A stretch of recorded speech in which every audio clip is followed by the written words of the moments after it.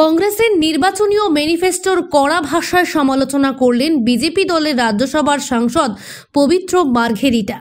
বুধবার জেলা বিজেপি কার্যালয়ে রাজ্যসভার সাংসদ ও মুখ্যমন্ত্রীর রাজনৈতিক উপদেষ্টা পবিত্র মার্ঘেরিটার উপস্থিতিতে সাংবাদিক সম্মেলনের আয়োজন করা হয়। সাংবাদিক সম্মেলনে বক্তব্য রাখেন পবিত্র মার্ঘেরিটা। বলেন, কংগ্রেসের নজর মানুষের সম্পত্তিতে, এটা সংবিধানের সম্পত্তি অধিকারের ওপর চরম আঘাত।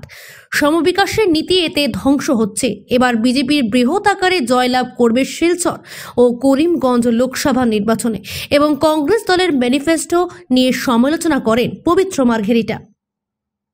শিলচর প্রতিনিধি রিপোর্ট, নিউজ অবিকল।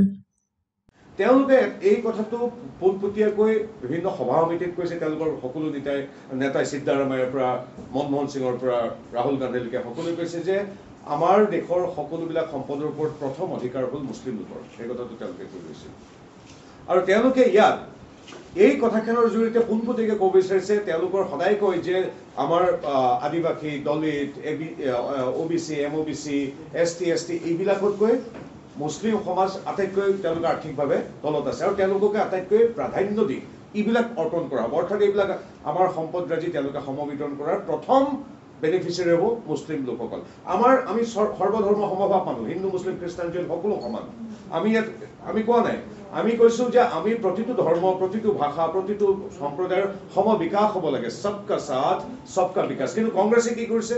কংগ্ৰেছে পোনপটীয়াকৈ কৈছে যে এই সম্পত্তিৰ অধিকাৰ, দেশৰ সম্পত্তিৰ অধিকাৰ আছে মুছলিমৰ হাতত। আনকি আমাৰ সংবিধানে, আমাৰ ভাৰতবৰ্ষই, আমাৰ সংবিধান প্ৰণেতাই আজি স্বাধীনতাৰ পিছৰ পৰা কি কৈ আছে যে আমাৰ পিছপৰা জাতিৰ, অনুসূচিত জাতি জনজাতি আছে, এইবিলাকক আমি উন্নয়ন বিকাশ দিম।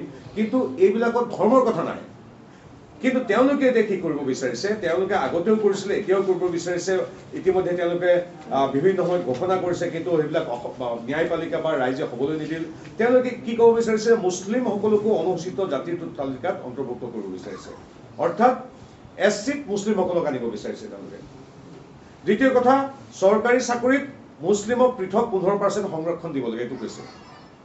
তাৰপিছত কৈছে OBC সংৰক্ষণৰ ভিত্তিত ভাগ কৰি 6% মুছলমানক পৃথকে দিব লাগে আৰু ৰূপান্তৰৰ পিছতো অনুসূচিত জাতিৰ অৱস্থা সুৰক্ষিত হ'ব লাগে। এতিয়া মূল কথা হ'ল, আমি হিন্দু, মুছলিম, খ্ৰীষ্টান, জৈন, বুদ্ধিষ্ট প্ৰত্যেকটো ধৰ্মৰ সমবিকাশ, সম অধিকাৰৰ প্ৰতি আমি শ্ৰদ্ধাশীল। কাৰণ মোদীজীৰ মূল মন্ত্ৰটো হৈছে সবকা সাথ সবকা বিকাশ। কিন্তু তেওঁলোকে কৈছে যে ধৰ্মৰ ওপৰত নিৰ্দিষ্ট এটা ধৰ্মক তেওঁলোকে সংৰক্ষণৰ কথা কৈ আছে। এতিয়া এইখিনি ন্যায়পালিকাই তেওঁলোকক বাৰে বাৰে খাৰিজ কৰে। ভাৰতৰ মানুহে সেইকাৰণে তেওঁলোকক ব্ৰহ্মপুত্ৰ বৰাকত ইতিমধ্যে অসমৰ ভিত্তিত কৈছোঁ পেলাই দিছে।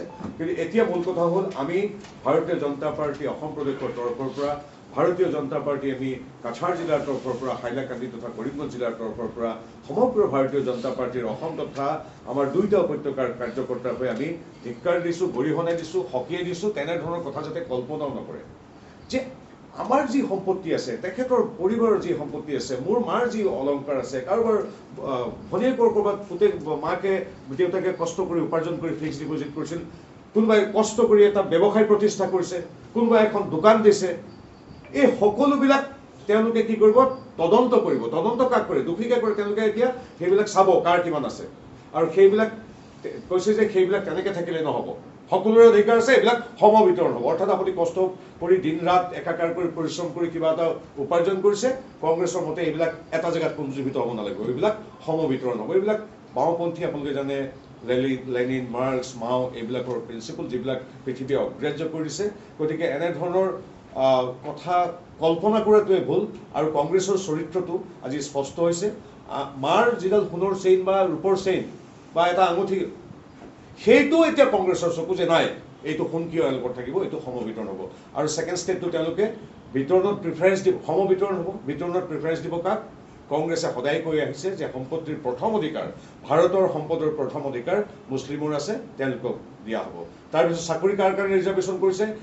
OBC, MOBC এইখিনিতো বাদেই দিলোঁ, তাত এটা স্পেচিয়েল তেওঁলোকে কৰিব বিচাৰিছে। ইয়াৰ বেছিভাগ কথা বিগত সময়ছোৱাৰ তেওঁলোকৰ যিবিলাক ন্যায় অন্যায় যাত্ৰা এইবিলাক কৰিছে তাৰ বক্তব্যত আৰু ইস্তাহাৰত প্ৰকাশ পাইছে। গতিকে ইস্তাহাৰখন আপোনালোকে সকলোৱে দেখিছে আৰু আমাৰ যিখিনি ক'বলগীয়া আছে এটা প্ৰিণ্ট আউট আপোনালোকক দি দিম। পুনৰবাৰ ক'ব বিচাৰিছোঁ শেষত দুটা বাক্যত